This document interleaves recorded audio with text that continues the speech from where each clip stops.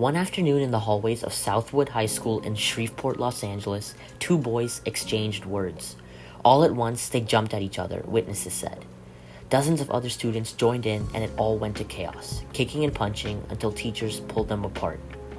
The fight was won in a series of altercations in Southwood's hallways that led to 23 students being arrested and expelled. School officials say they have never seen anything like it before at Southwood, known for its Cowboys football team, its biotechnology program, and its scenic location on a former cattle ranch. This academically strong school has a 99% graduation rate for its student body of more than 1,600. In the relatively affluent suburb of Cherry Creek outside of Denver, parents said they were surprised to receive a letter from their school district in November that expressed concern over recent increases in the number of behavioral incidents involving high school students.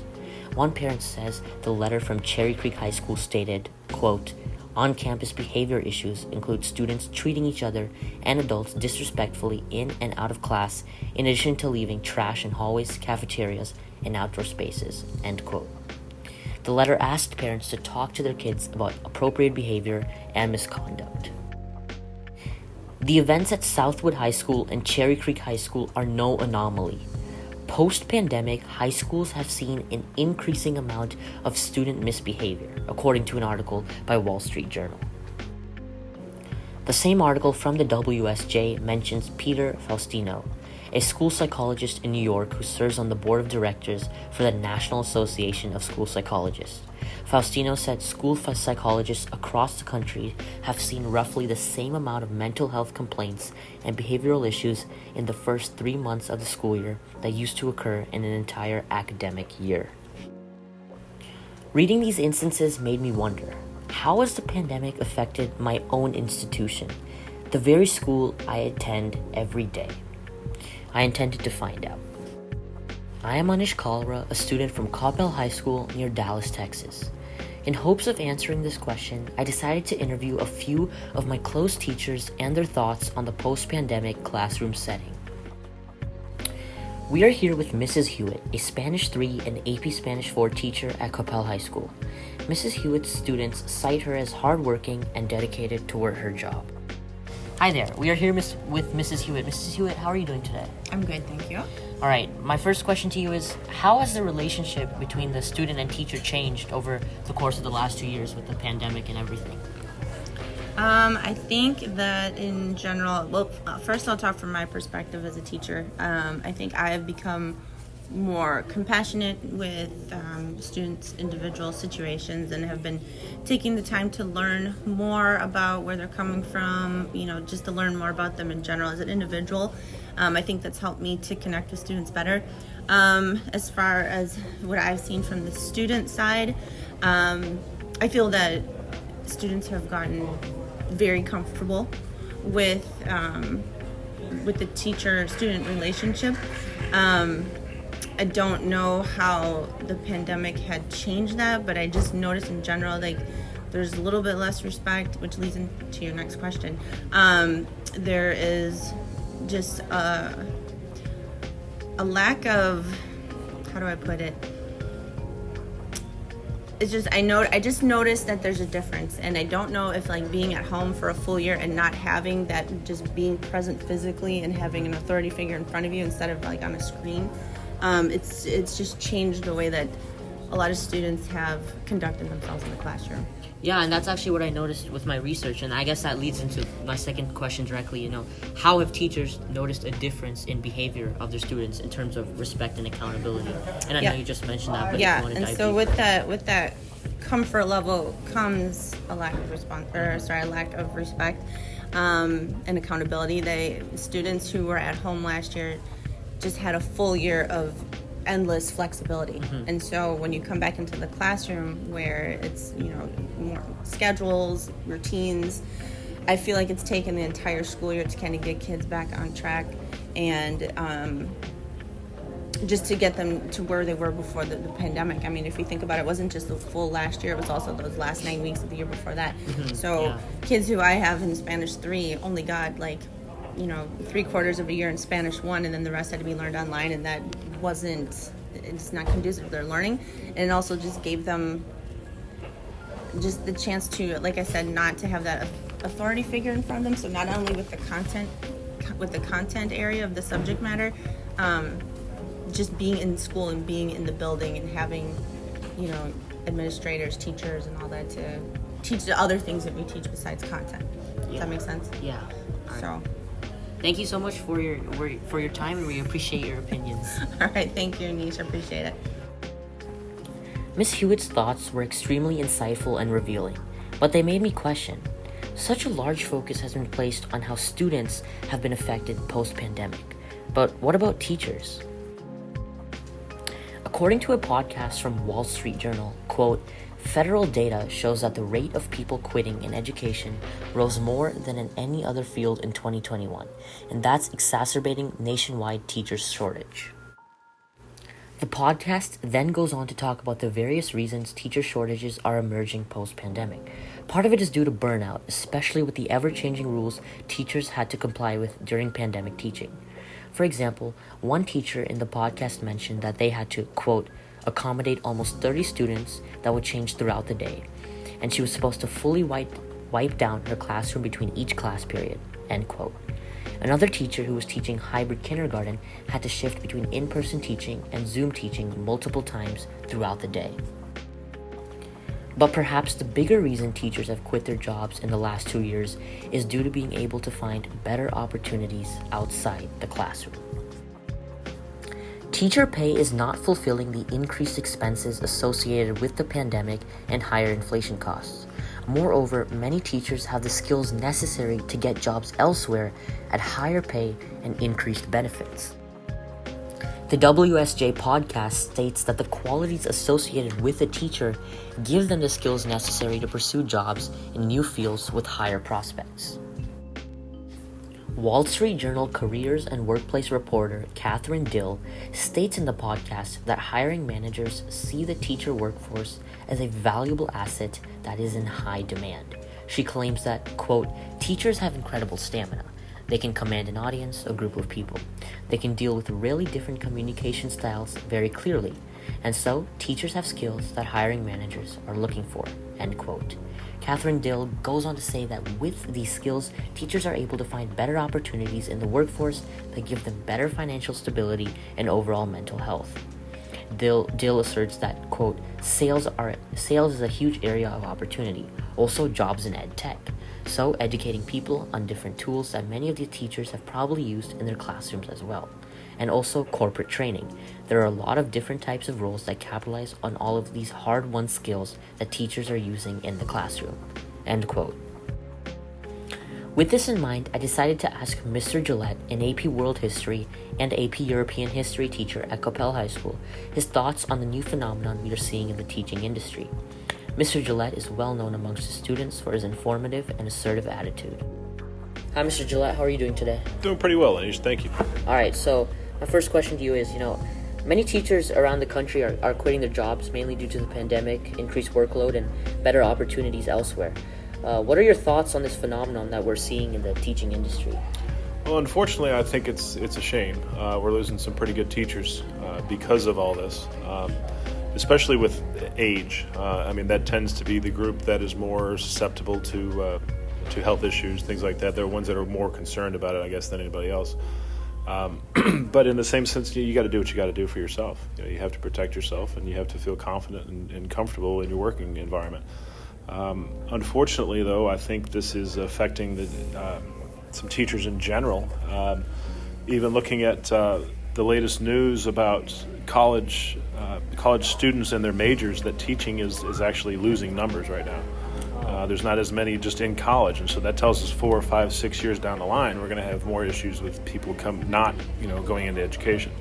However, it's also becoming, the way I see it, a lot more people are coming into teaching as a second career, that they have done something else for 10 or 20 years in their life, and then they just kind of switch gears and come to teaching. And that's what happened to me, actually. I was in the restaurant business for almost 20 years, and then I just got tired of that, didn't want to do it for the rest of my life, and went back to school and got my working on my master's, and came here.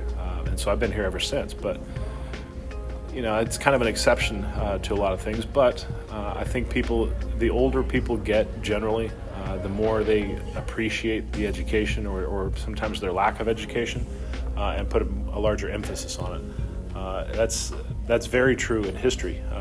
If you haven't already noticed, but there's a lot of adults that say, "Oh, I love history, but I didn't like it when I was younger."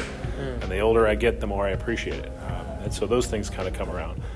But unfortunately, it's just, as far as the teachers leaving, it's just one of those products of the COVID epidemic or pandemic. Even with the danger of COVID and contracting it, lowering as it is, it still has changed quite a bit as far as society is concerned. 2 years of basically no school or in school for students has definitely impacted everybody. So you notwithstanding, you're an exception to this, but there's many kids that are just not as mature as they were. Sophomores, they act like eighth graders sometimes, just as what they used to. So that is a detriment. And really, I think the key is what we're going to find the next 5 or 6 years. It's where those elementary kids that missed COVID, how they're going to be when they get to high school. Gotcha. I think that'll be something really that we have to pay attention to. Yeah, and that actually ties into my next question is, have you noticed any new trends in the classroom ever since the beginning of the pandemic? Well, I think there's a lot more, and you may have noticed this in the class, but everybody's coming up and having me read their thesis now because what their assignment is, because they wanted to make it right before they turn it in. It's kind of like, I got to grade everything twice. Got a grade for it, yeah. That's why I'm here. I'm here to help, but it's a lot of the fear of failure. I think the kids aren't that used to. You skip, you trip, you fall, you get back up, and you keep going. That is a major lesson in life. You're not going to succeed in everything. You are going to make mistakes. You are going to fall on your face, and so the biggest thing is to get back up. There's a lot more. Students are helping each other out more. I think. We're all on the same boat, so we might as well row together. Yeah. So I have found that there's a lot more work, a lot more dynamic between the students themselves and the teachers. We have done the same thing. We kind of lean on each other and cover each other's classes when necessary. And the world has changed, and it's not going to go back to the way it was. That's just something. That's what life is, and so we have to adapt to these changes, and hopefully we'll learn to adjust to them. But it's just something we're going to be dealing with for quite a while. All right. Yeah. I appreciate your time. My pleasure. Thank you. Mr. Gillette's comments showed us the perspective of a teacher who has been in the industry for quite a while. His thoughts were a reflection of what Catherine Dill was saying earlier as well. So what can we do? How can schools help students and teachers alike succeed in the classroom post-pandemic? We are here with Mr. Vandershee, an AP Calculus teacher at Capel High School. Mr. Vandershee is loved by his students, who often cite his positive attitude as contagious and energetic. Hi, Mr. Vandershee. How are you doing today? Good. How are you? I'm good, thank you. So my first question to you is, any thoughts on how schools can correct student misbehavior in an effective manner?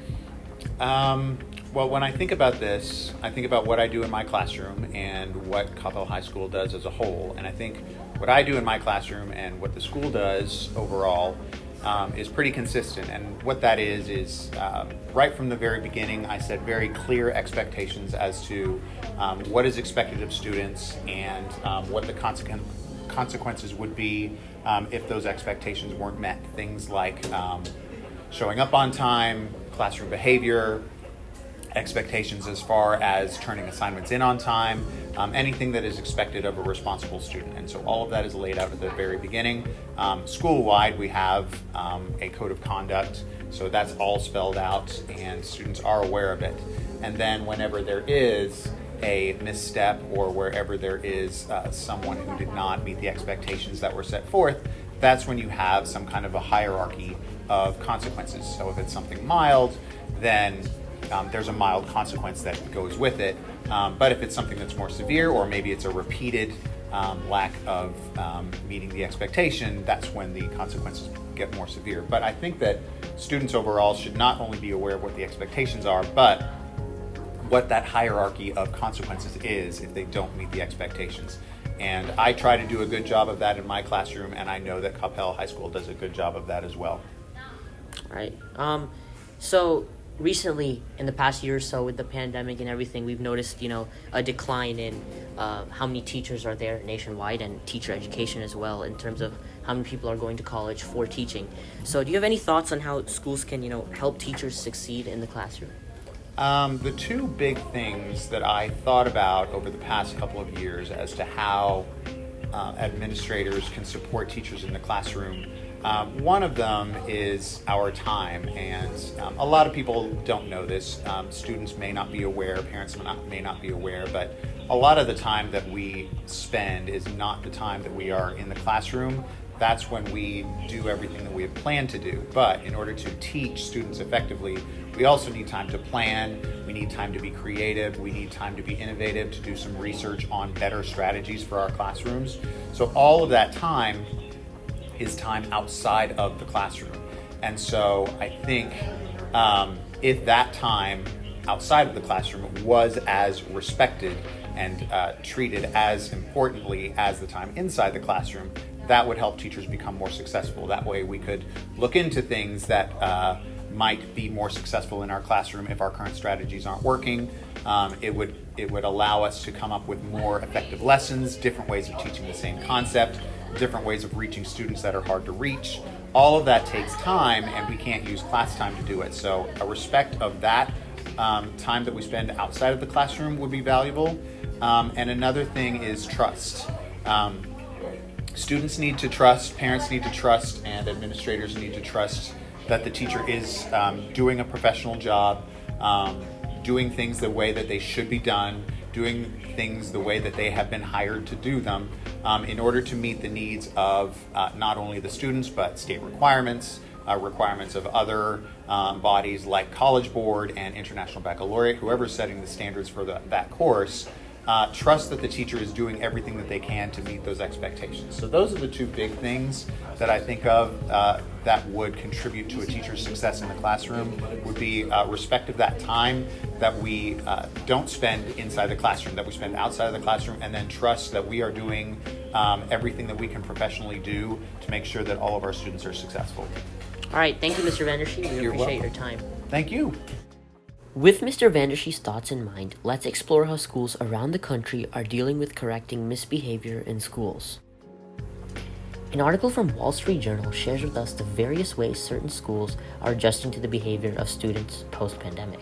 According to the article, some schools are responding to the disciplinary actions by dispatching more personnel to patrol school grounds or by hiring more counselors. Others are reducing student suspensions. And in some cases, such as a few schools in Dallas, school suspensions have been eliminated altogether in favor of counseling. Other districts have instituted mental health days, closing schools around holidays to give students and faculty members a break. In Dallas, LV Stockyard Middle School used to suspend students who misbehave. It now sends them to what the district calls a reset center, where they receive counseling. When we reflect on the incidents at Southwood High School, let us take advice from what Mr. Flournoy, principal of Southwood High School, said. Quote, "Time away from school during the pandemic has set back many students. In that year off, we lost a lot of social maturity, so students don't know how to express their emotions." End quote. As students transition through high school, they develop and undergo change. An unprecedented event in the likes of the pandemic was sure to affect student behavior and human socialization. And although the past year may have signaled a decline in overall student behavior, it is important to note that this trend seems to be reversing. As both the schools and students readapt to the normalities of life, it is exciting to see positivity and encouragement once again surpass the negativity and discouragement in our society.